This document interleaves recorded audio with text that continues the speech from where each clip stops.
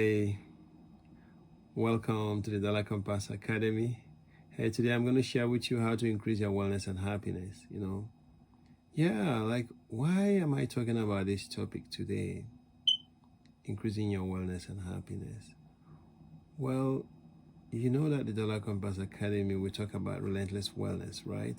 And relentless improvement.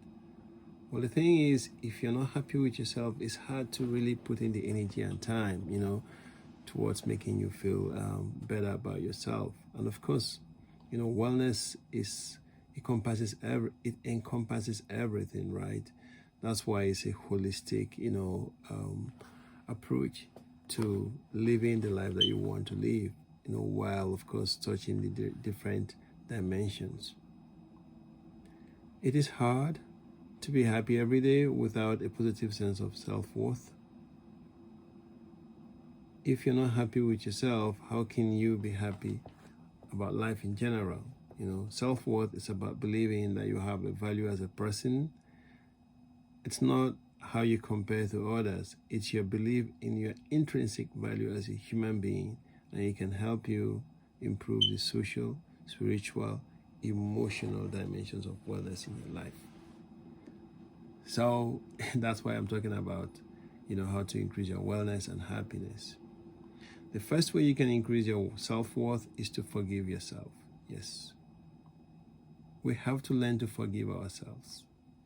Sometimes, it's you make a schedule and you're not able to keep it. If you're in the weight loss fair, and you're trying to lose weight, you make your plans, you tell yourself you're not going to snack, you're not going to do anything, and you get to the office and you discover there is someone having a party. It's your very good friend. Last time he or she did something, you disappointed her, right? Or him. Whoever it was, that's your very close friend. And now there's a little snack going on and they're sharing ice creams and they come to you and you look at your friend and you don't know how to say no. So what? You know what? You take it, right? So later on you start feeling guilty and start thinking, maybe I shouldn't have done that. Maybe my friend shouldn't have made me do it. It was a setup. Everyone in the office knew I was trying to lose weight, or my friends knew I was trying to lose weight, and yet they set me up at this part, then you start saying, oh, if only I had enough strong will, if only, and then you end up blaming yourself, and you forget, you're not able to forgive yourself. That's not good. You have plenty of guilt and resentment toward yourself if that you've been carrying around for years. This one example I just gave is something that happened maybe a few days back, but if you have something you've been carrying around for years and you think is correct, what are you going to do? What are you going to do to forgive yourself? What are you going to do to think, oh, just because an assessment is correct but it's not getting me to the result I want, what are you going to do? I think you have to forgive yourself. Someone once said that you haven't really truly let the past go if you keep on going back to it, right? Yes, if something has happened that you didn't like, or for some reason you didn't eat the way you wanted to, or you haven't achieved everything you wanted to, you have to move forward, right? You have to go back to work. You have to keep at it till you get the results you want. But if you keep on looking back and blaming yourself or blaming others and refusing to forgive, you know what's going to happen to your wellness and happiness? It's going to decrease. It's not going to increase, which is what we want, right? So you have plenty of guilt and resentment to go around towards yourself and others. So please don't spend too much of your time doing that. That's not going to help. You choose the wrong major. If, for example, you chose the wrong major in college, or you broke up with the person you should have been with, or you said no to someone you should have said yes, or you didn't apply for a job you should have because some people give you bad advice and you listen to them and now you blame yourself, or procrastination, or you could be blaming yourself for your relationships. Maybe you're still married and it's not going as well as you wanted, and you blame yourself. You should have said no. You should have. Stop blaming yourself. Okay, please.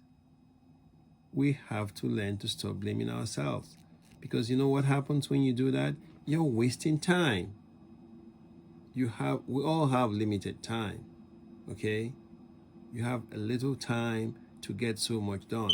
If you're spending all that time looking back and blaming and finding fault, you're not going to enjoy here and now. You're not going to make tomorrow better. The actions you take today will determine tomorrow. If you spend all your time looking back, then you're missing the opportunities that right now presents. So please, forgive yourself. You know the other good thing about forgiving yourself? It makes you have more positive thoughts. It's up spiritually, your wellness will improve too. Your spiritual wellness will improve. And you know what? When you're able to forgive yourself, it's easier for you to forgive others. Yes, and there'll be more harmony in your interactions, in your choices, in your decisions, you know? And you know what that leads to? You're going to increase your wellness and happiness. Second way is to avoid gossiping. Okay. Gossip probably has gotten you in trouble in the past. You know, you've said things you wish you didn't say, and they somehow walk their way around to the person you said it about. And you know what? Your relationship is going to change. Sometimes not for the better. Even when you try to explain, it's not what I meant. It's not, you shouldn't do it. Try pointing out positive traits and actions in others instead. So say something positive about the person. Say what you like about the person. Say the things you like to do with the person. Once you get that emotional connection, then you can do more. And don't say things you're not sure of. A lot of times, gossip is based on rumors, right? You're not sure. Someone said, she said, not validated, Yes, you're not sure, but you're going to carry it around anyway. Would you like it if your friends and family spend their time talking negatively about you? Do you spend your time doing the same about others? Good question. Don't spend your time, doing the same about others. What do I mean by this? Don't spend your time talking negatively about others. You know what I mean? Fill yourself up with positivity. It will increase your social wellness and happiness. Okay, the third way you can, increase your wellness and happiness is to define your values and live by them, okay? Yes. Don't be afraid of living by your values.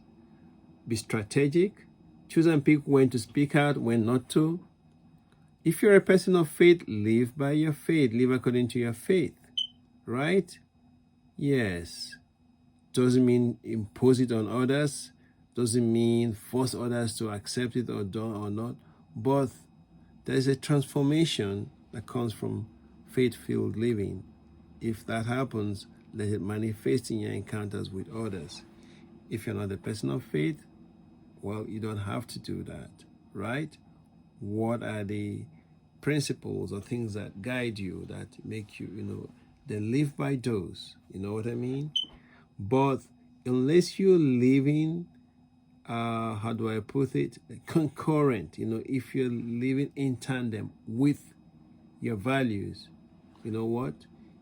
Your wellness and happiness will increase.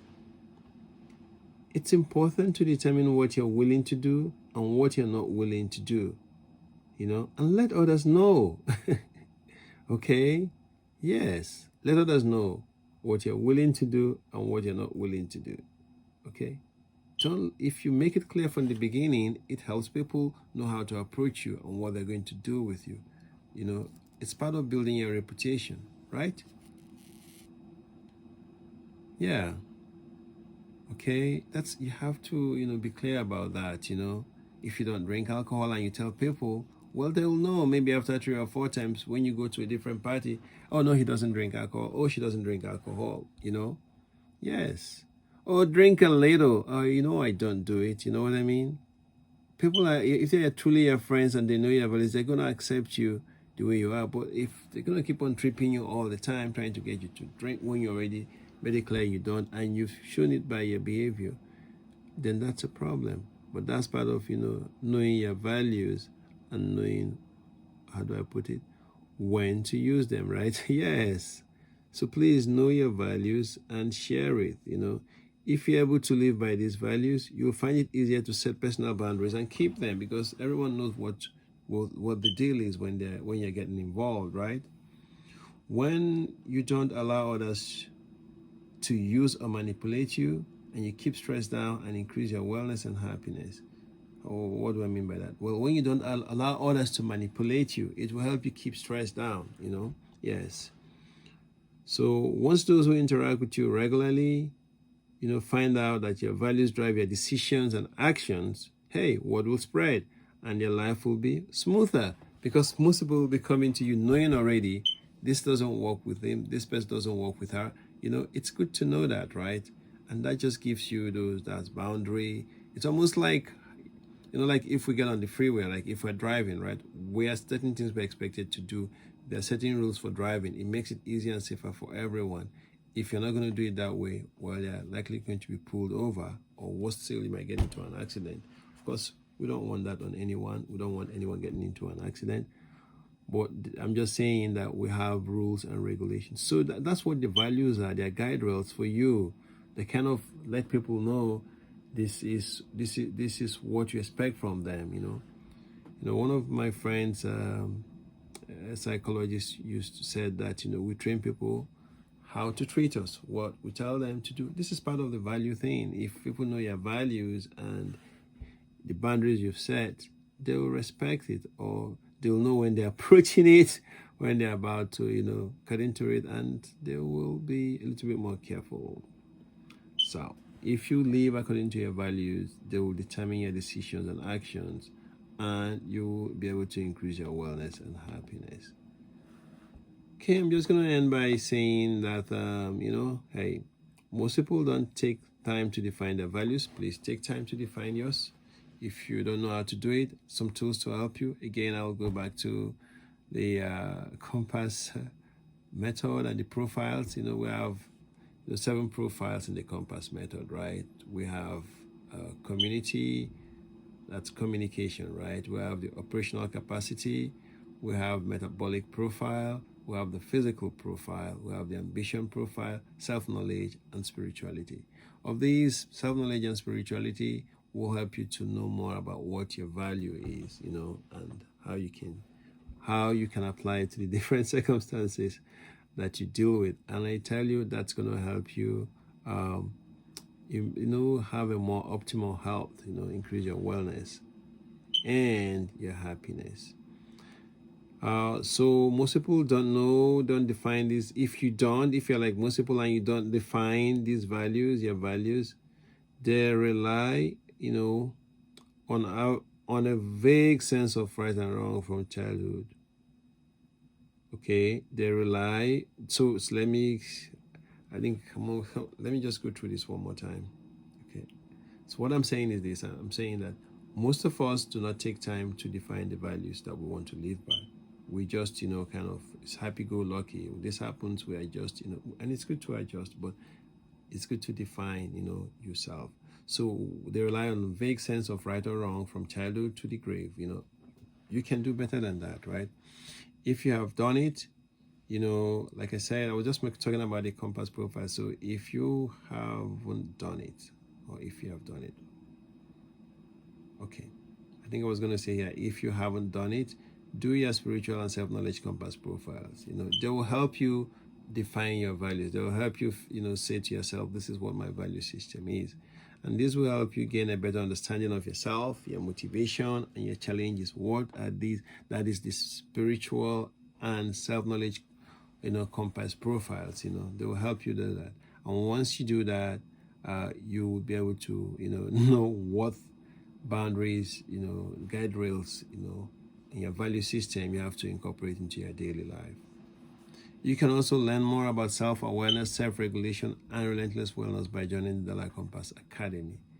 Yes, I'm looking forward to seeing you there. Hey, if you haven't subscribed to this channel, if you're getting this from YouTube, please do so.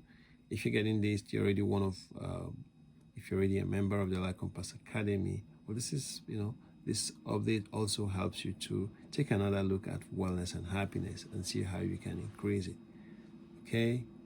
And hey, through any other means that you get this, please share it, put it into what you do. And I look forward to seeing your comments. letting me know what you think about this and how this can help you in what you're doing day to day, which is trying to become a better version of yourself, through relentless wellness and relentless improvement. All right, thank you. I'll see you next time.